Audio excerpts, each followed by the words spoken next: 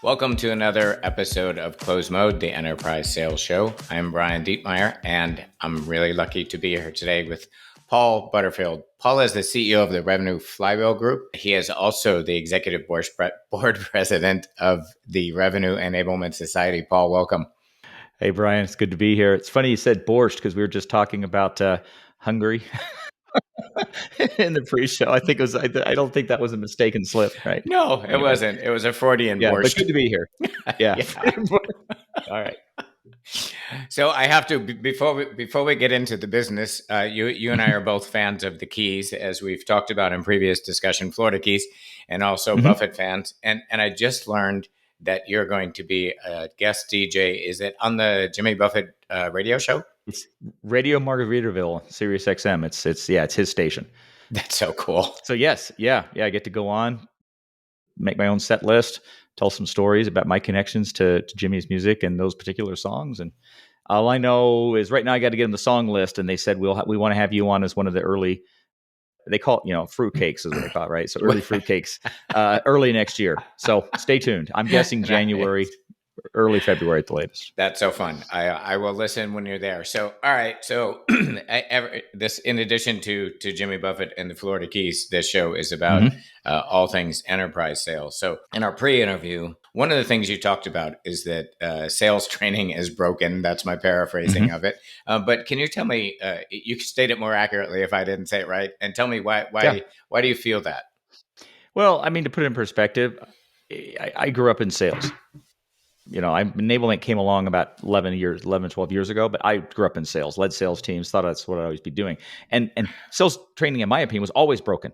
I mean, Brian, you grew up in sales. I mean, how many times have you sat in a training in a classroom at a, mid-rate hotel? Yes. And just watch this stuff, right? I mean, this is pre-Zoom a little bit, but my point is it's always been broken. And the reason I say that, not in every case, not in every instance, but there's still, in my opinion, too much focus on product and features and demos and pitch decks.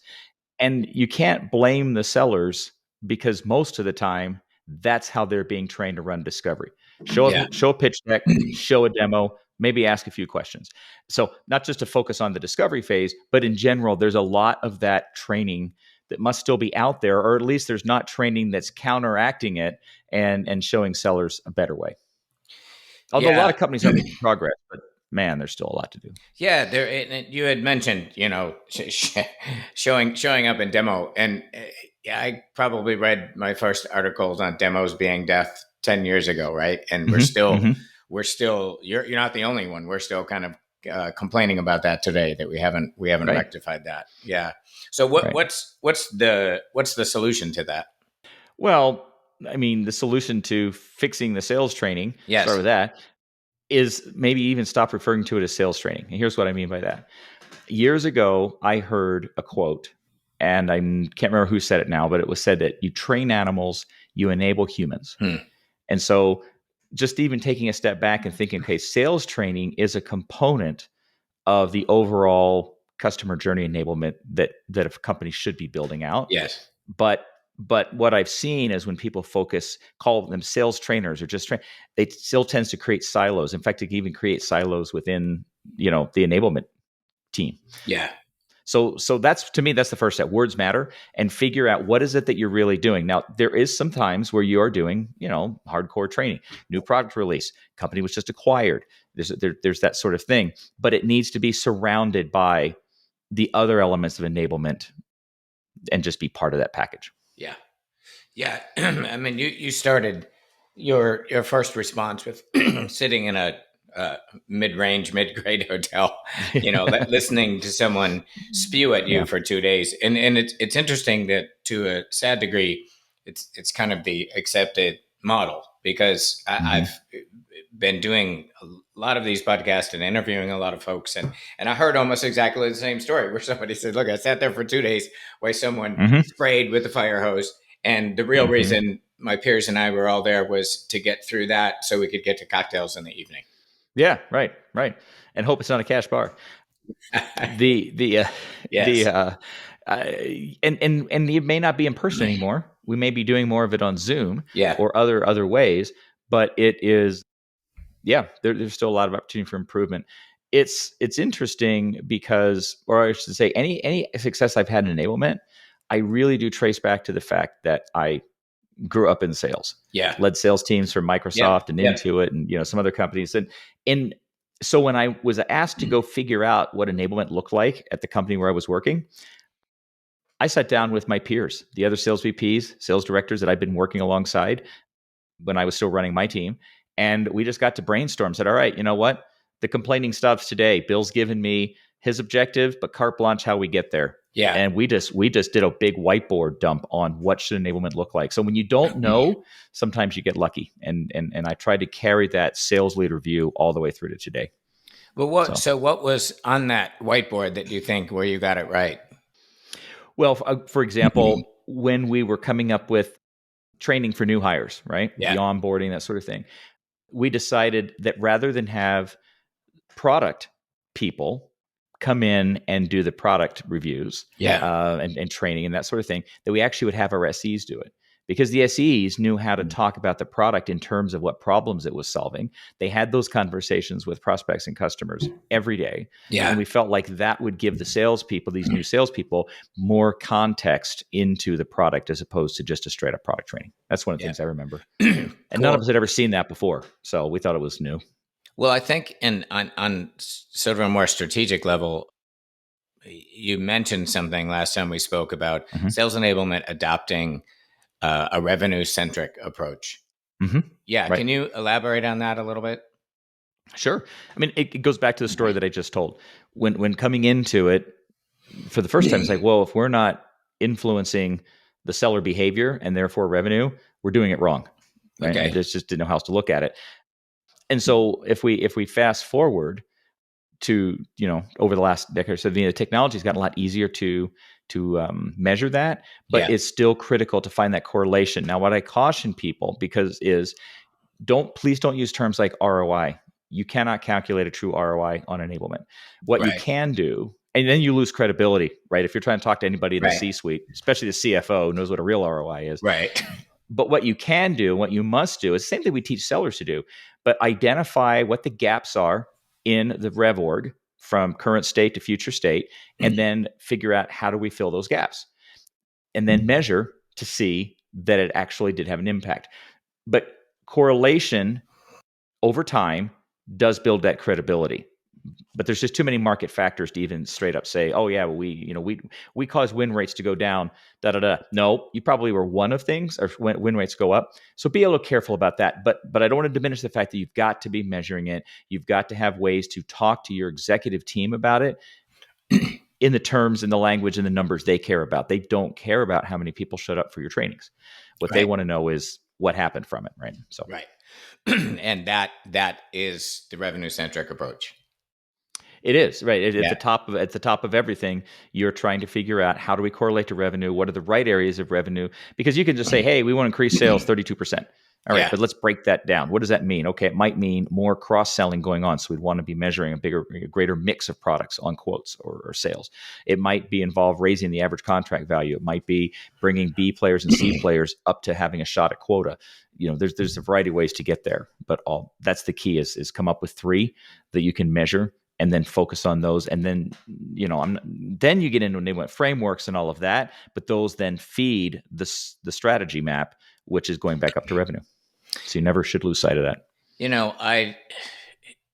I go back to my first VP level position at a Fortune 50 was building a national account group.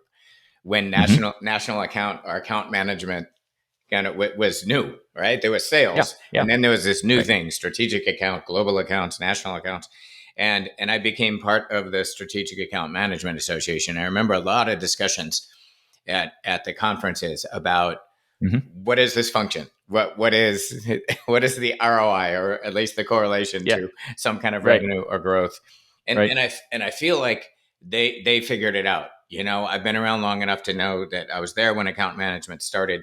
And there was a whole thing about how do we sell this to the executive suite, and what is it even, and how do we pay people who do it, and I feel like the sales enablement, now revenue enablement, society maybe 10 years behind, and not because they're doing something wrong, but Hmm. because like account management started a long time ago and they figured it out. And I've often felt like that revenue enablement professionals and the society could Hmm. learn from looking at something that went before them, like introducing account management. How did we get it up to the C-suite and those kind of things? Hmm. Is there any hope in like benchmarking against how did other functions do this well?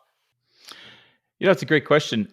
We don't have a current project to do that, but I'm Yeah, intrigued by the idea yeah, of putting something like that together, especially with some of the partners, the research partners we have access to. yep, So yeah, no, now you got me thinking about that.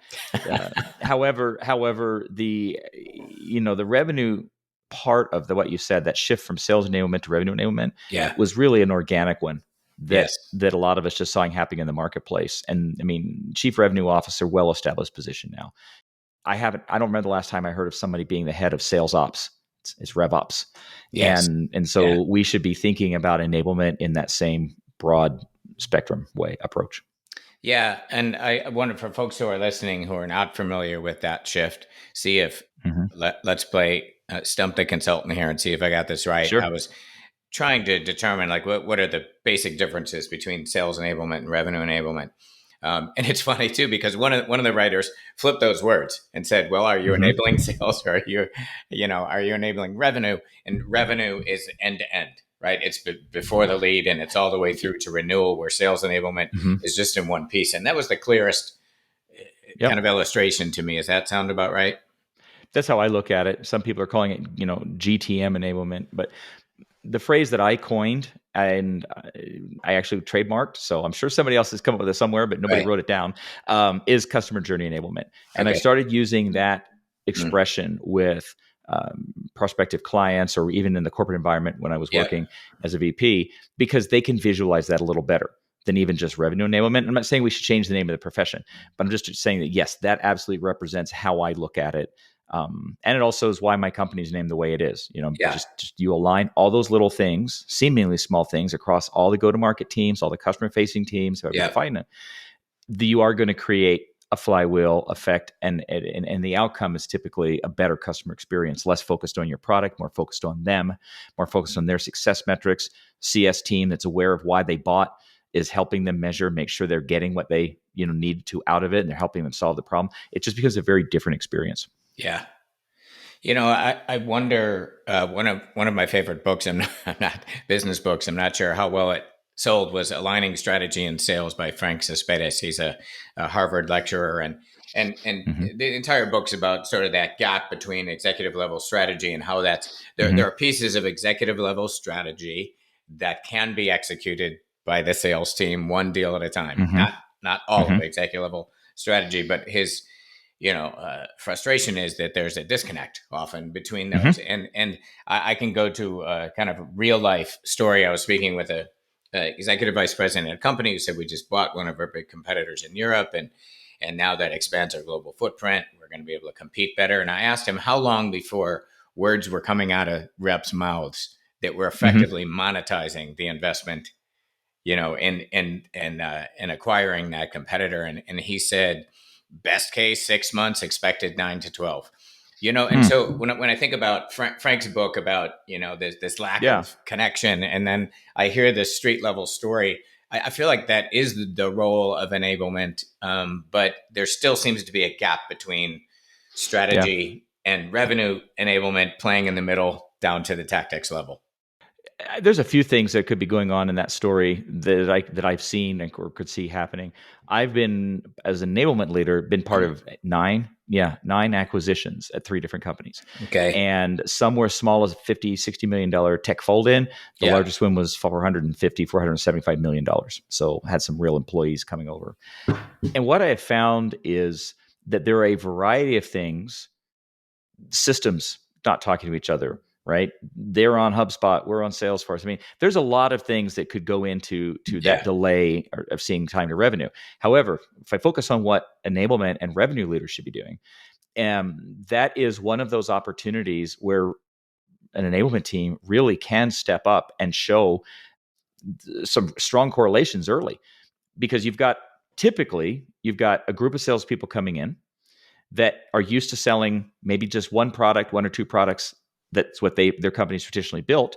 You've got the team that's already there, comfortable with what they're selling every Yeah. day. Yeah. Nobody wants to blow up their sales mojo trying to learn something new. But the reality is you have to. So that enablement needs to have a strong playbook, right? And it starts Yes. with going with the CRO or the head of RevOps, find out what is the go-to-market model for this, right? Are they going to operate as an independent team, Yep. reporting up as they are for the first year? But are they going to integrate right away? But once you know those things, then yeah, it's not a difficult playbook and project to plan out. How's cross-training going to work? How are we going to measure that? How we bring these teams? How do we support the sales leadership in whatever level of integration that they need? And my teams have done really well with that. Yeah. But as I say, but acquisitions get so messy. I've also just seen some hair raising stuff that it just happens during acquisitions. Yes. So, Yeah. yeah. For sure. So I was speaking with an executive at Salesforce, Salesforce.com, and in the course of our discussion, she said that she felt like sales enablement was about to undergo what did she say? A radical disruption. What do you think of that? Do you think it's true? What is why being disrupted? What is the disruption? Yeah, it's interesting because some people have been talking for the last year or so about the concept of revenue enablement Yeah. and correlating business impact as if that's the big and revolution enablement. Right. From my perspective, that's not a revolution because, again, coming from my background, that's the Yep. way I've always built it. That's the way I've always Yep. looked at it. And I know others have too. So I'm not the only one.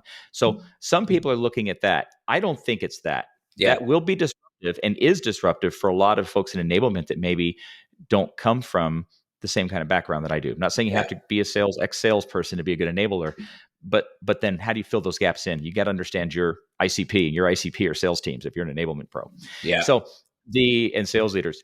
But I think what I expect to see is more and more of the mundane or the creation exercises that enablement teams do, where you've got a large company, you might have a couple of people minimum tasked with sitting there creating curriculum and designing it and all of that. AI is getting better and better at it. Right? AI is able to go, you learn how to use it properly. I've seen great demonstrations of this, and it will go and write a training script. Yeah. It will go and write. Now, you need to still, I don't trust it 100%. I would still go back and modify, but it can even create a training deck. You've got your talk track for the deck. You say these are kind of graphics I want, the voice, boom, it'll go create the deck. So those things are critical and are going to continue needing to be done, but there will be more and more opportunity to turn that over to the AI functions. Yeah. And what does that mean for enablement? So it should mean that you now have more time on your hand. Or translation. Oh my gosh, Brian, I saw the coolest thing the other day where a training video in English was almost instantaneously, just a few minutes, turned into a training video in Spanish. It even manipulated the speaker's lips so it looked like Right. they were speaking Spanish words. Right. It was really Yes. cool. So again, that is going to free up time for enablement folks. So the disruption is figure out how to get in front of that, or you won't be relevant for very long. Yeah. And then number two, also be thinking about what else, should the enablement team be doing that right now may not happen because of lack of time. Yeah. As we turn these things over, it should disrupt how enablement teams are built, how they're executing, and perhaps even what some of the roles on the team are. Maybe you end up with an enablement role, a role on an enablement team that's specifically, running AI. Yeah. It would be interesting to see. But that's where I think the big change is going to come, and people have to realign and rethink how they're executing. Yeah. I think it feels so vast to so many people that it's like starting with. There's so many opportunities with AI to do so many cool things, and I think that to me, it's like one of those challenges where like I have too many choices. Narrow it for me, and I can move forward. Yeah, that's a great point.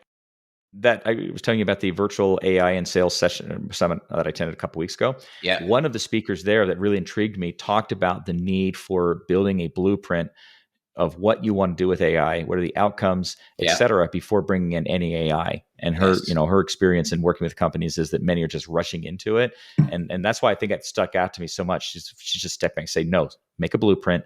Let's be smart about it. And I found that a really compelling session. I think there's a lot to it. Yeah, for sure. And there is There is an analyst I was speaking to who kind of lumped AI tools into efficiency and effectiveness tools, which Mm-hmm. is also a helpful way for me Mm-hmm. to say, Yeah. what aspects of AI can you use to free up time for busy work, Right. and what aspects Yep. can you use to, like, especially in sales, to make aspects of the sales cycle more effective. Right. Yep. Yeah. No, we're just seeing the beginning. It's going to be, as AI becomes more and more part of our CRMs and RevOps analysis and that sort of thing, which all should be feeding into how enablements prioritizing and looking and what they're looking at doing next, that sort of thing. It's just going to get better and better. Yeah. I love the idea of a plan, because Yeah. it Yeah. just struck me when you said that Yeah. a lot of people are grasping, like, oh, there's this cool Mm-hmm. shiny new thing, let's grasp at that one, but how does this fit? How does AI fit into our overall plan? What is our AI strategic plan? Again, maybe even lump down to effectiveness and efficiency. Where are we going to Mm-hmm. put energy that does those two things? Yeah, it's a really, really cool idea. Awesome. This is there's a lot going on. I mean, both like It in terms is. of It's. AI and revenue enablement and shifts. And Mm-hmm. I wonder. I'm going to close with this one. I wonder. Again, speaking with one of my guests a few weeks ago, he had mentioned that, Mm-hmm. like, last year was, a lot of, we really don't know what's happening. Things are moving so quickly, a lot of uncertainty. Mm-hmm. He Mm-hmm. forecasts more uncertainty for 2024. How do you feel about that? I don't know how he is defining uncertainty, Yeah. but all of my years in business, Brian, we've lived with uncertainty. Right. At any given time, the causes may be different, Yep. but I remember, especially when I got into tech sales, my first manager, I got HP was my first tech sales job, and Yeah. my manager said, welcome to tech sales. Now you live in dog years."